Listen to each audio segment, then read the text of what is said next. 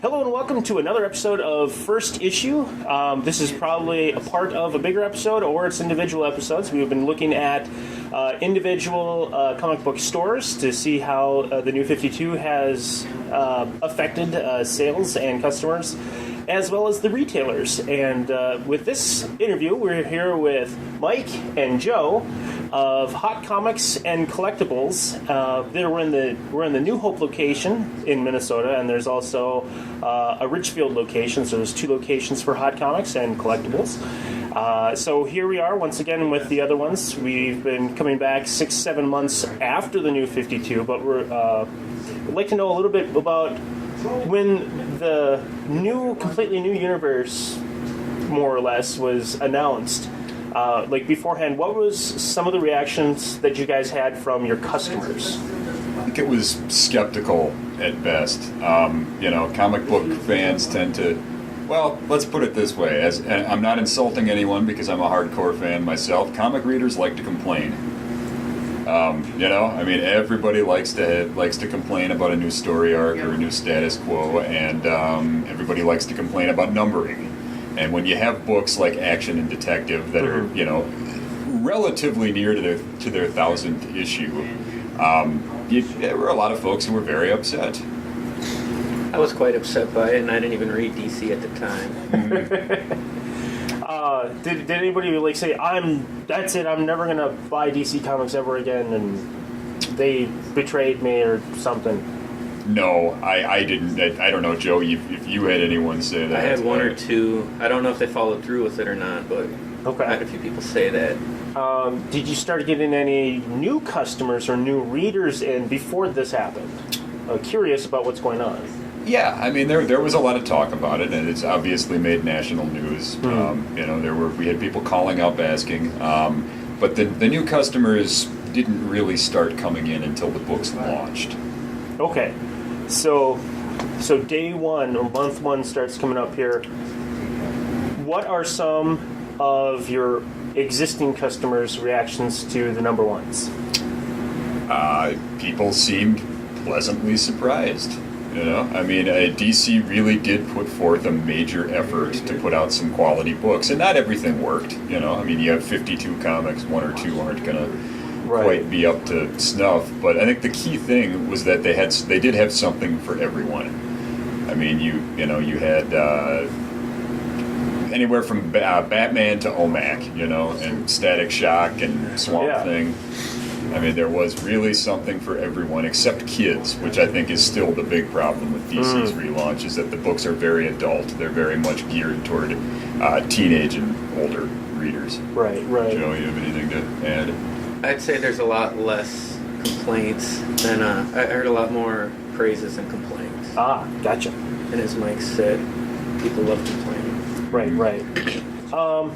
So, as retailers, were there any surprises coming that you couldn't talk about, or were you just as surprised as, say, like with some of the titles, or maybe some of the decisions for certain characters? You know what? DC did a pretty good job keeping things under wraps. Retailers didn't get any extra insight into the books that regular fans and readers didn't get. So we didn't know what the content was going to be.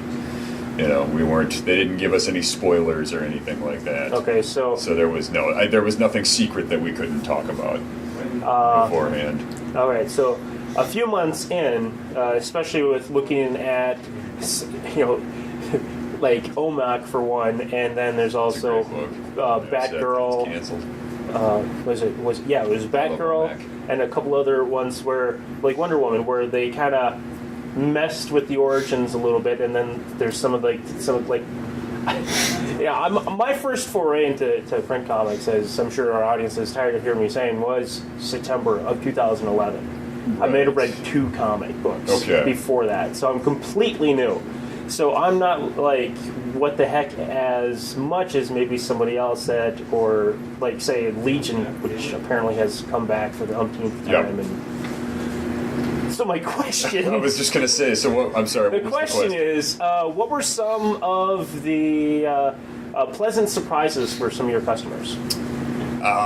I think a big one was that not every important bit of continuity was thrown out. I think there was some concern that this was a total relaunch and that everything people had read up until this point would be null and void and wouldn't matter. So I think the degree to which they kept the old continuity and at the same time making things accessible more or less was a pleasant surprise for people. And I don't know. I think the kind of gritty, darker nature of the books. I mean, these really are books that are written for an adult audience. right. And DC, Marvel has sort of been that way for a while, but DC's kind of been known as the, I don't know, the kiddier company, I guess. Okay.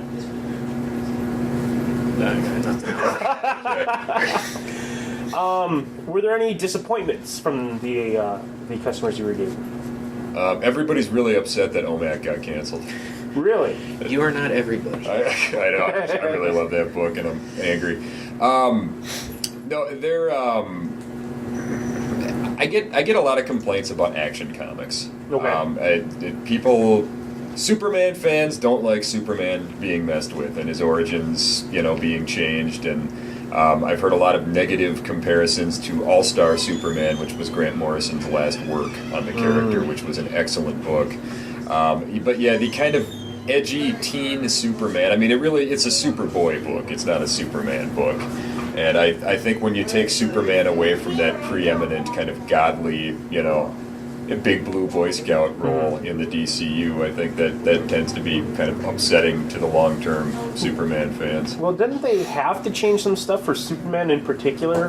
Part of the reason why of this new 52 was happening? They did, yeah. There was, and I don't know that has ever been fully confirmed. I mean, there certainly was a lawsuit with the creator's estate, and I know that there was a split decision that DC was allowed to keep some elements of the character, and others had to be retconned and rebooted. Okay, well that does make a lot of sense. I mean, I really liked the first few issues of Action Comics because I never got to you hear the Superman, you hear the Batman origins over and over and over. It was really cool to see it. Of course, one of first issue's problem with a bunch of characters from the New 52 is you got a bunch of Peter Parkers, essentially. Especially Action Comics Superman. Yep. Another, I think worth mentioning, another big complaint was the elimination of the Justice Society from DC's lineup, which now is being addressed with the Earth 2 book that's coming up. But yeah, the elimination of characters like Power Girl and the Golden Age, Alan Scott, Green Lantern, and Dr. Fate, and well, is there any chance that these characters might be coming back? I mean, they are. They will be featured in Earth 2, which is one of the second wave books coming up here in May. But it will be. They won't be incorporated into the primary continuity. They're on Earth 2. They're in their own separate. So they're going back to two different Earths. They're bringing the multiverse back. Yeah. I've heard stuff. I mean, didn't they destroy all the other Earths once and a couple of times? Shuffle them together. Yeah. More than once. Yeah. Okay, so another one of my questions would be, if I cut and grab my paper here. Oh yes. Was there a notice? Let me cut back in. Was there a noticeable increase in completely new comic book readers after the New 52 came out? Mm-hmm. Yeah, absolutely. Yeah. We are having a great year a great first quarter sales-wise, which we haven't in quite some time, and I attribute a lot of that to new readers coming in with the new DC books and sticking around. A big part of it too, the new readers, a lot of them are picking up 8-9 titles a week. Right. And that, or maybe not a week, but a month, and that helps a lot. Yeah, I think I picked up 15 or 16 number 2s of all the... I can't buy all the 52s, of course. Yeah.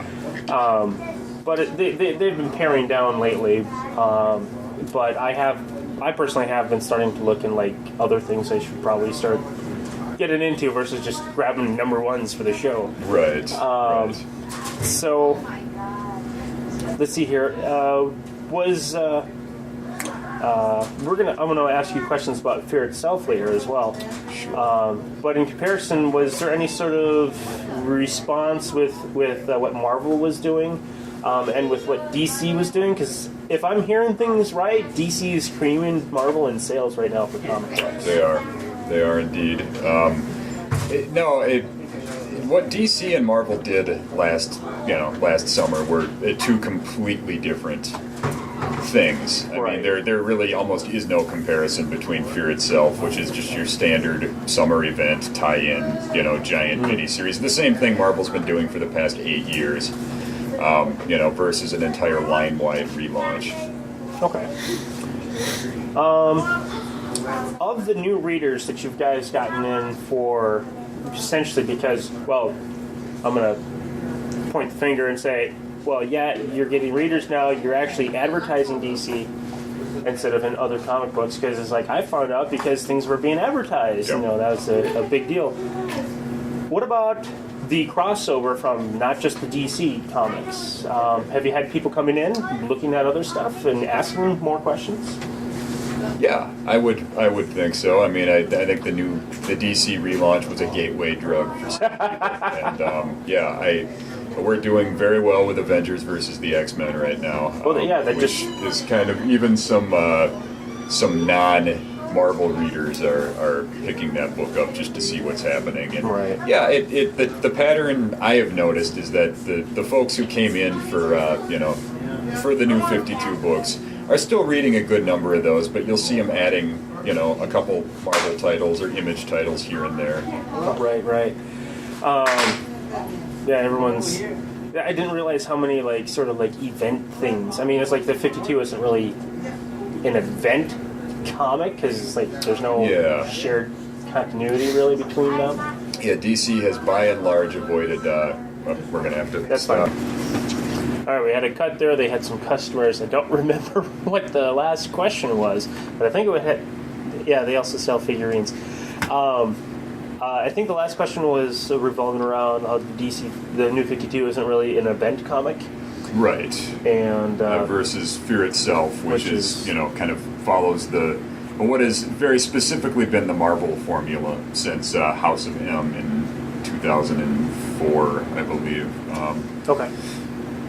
Yeah, where it's one central storyline that spreads through all the books, and there are a million tie-ins and. Yeah, and I'll ask you more about Fear itself in just a sec. Well, just a sec for them. For you, you'll have to wait a year before you see this, I'm sure. But more hair. Thank you very much. I'll see you next week. Thanks, Sure, man. I'll look forward to hearing from you. Sounds good. Thank you. I can jump cut. But that's the end of this particular interview. I want to thank Joe and Mike. From Hot Comics and Collectibles of New Hope, Minnesota. Once again, you go to firstissue.webcomicbeacon.com for more, and we'll see you next time.